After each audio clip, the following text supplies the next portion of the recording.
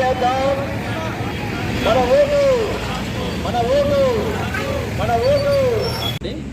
మళ్ళీ ఈ యొక్క ప్రజాస్వామ్యానికి ముఖ్యంగా ఒక దేశ నాయకులను ఎన్నుకోవడం కానీ రాష్ట్ర నాయకులను ఎన్నుకోవడం కానీ అన్నీ కూడా మనకు ఒక పోలింగ్ అనే ప్రక్రియ ద్వారా మరి నాయకులను ఎన్నుకునే జరుగుతుంది.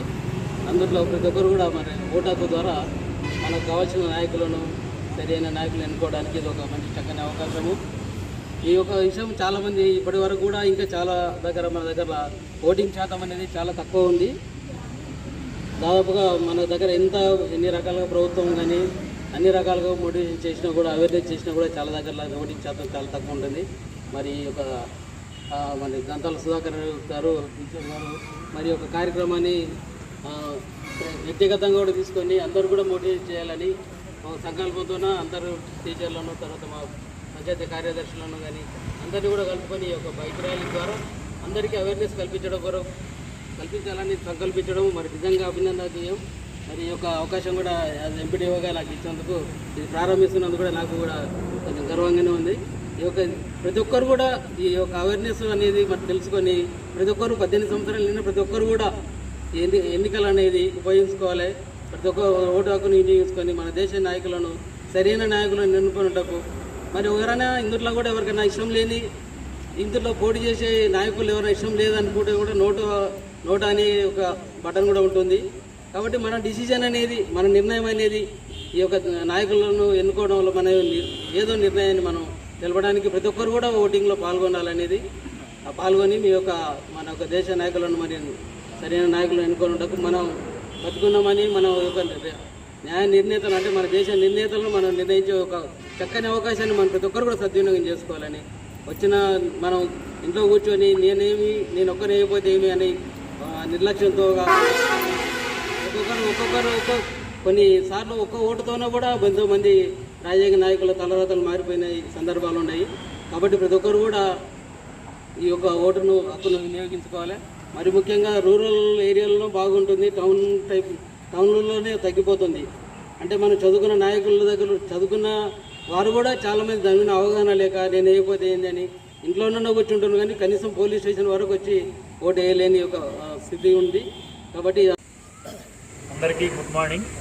మరి ముందుగా ఈ కార్యక్రమం ఓటరు చైతన్య యాత్ర చేపట్టిన సుధాకర్ గారికి ముందుగా ధన్యవాదాలు తెలియజేస్తున్నాను.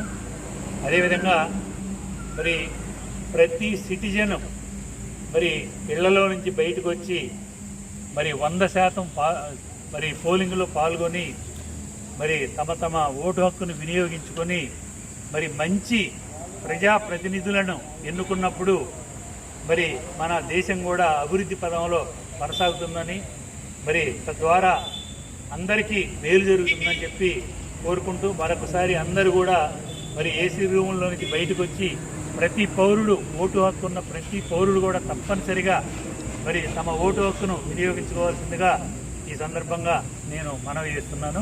ఈ అవకాశం ఇచ్చినందుకు ధన్యవాదాలు తెలియజేస్తున్నాను. అందరికీ నమస్కారం అండి. నా పేరు P Rambabu, MPPS Kalluru HGT ఉపాధ్యాయుడిగా పనిచేస్తున్నాను.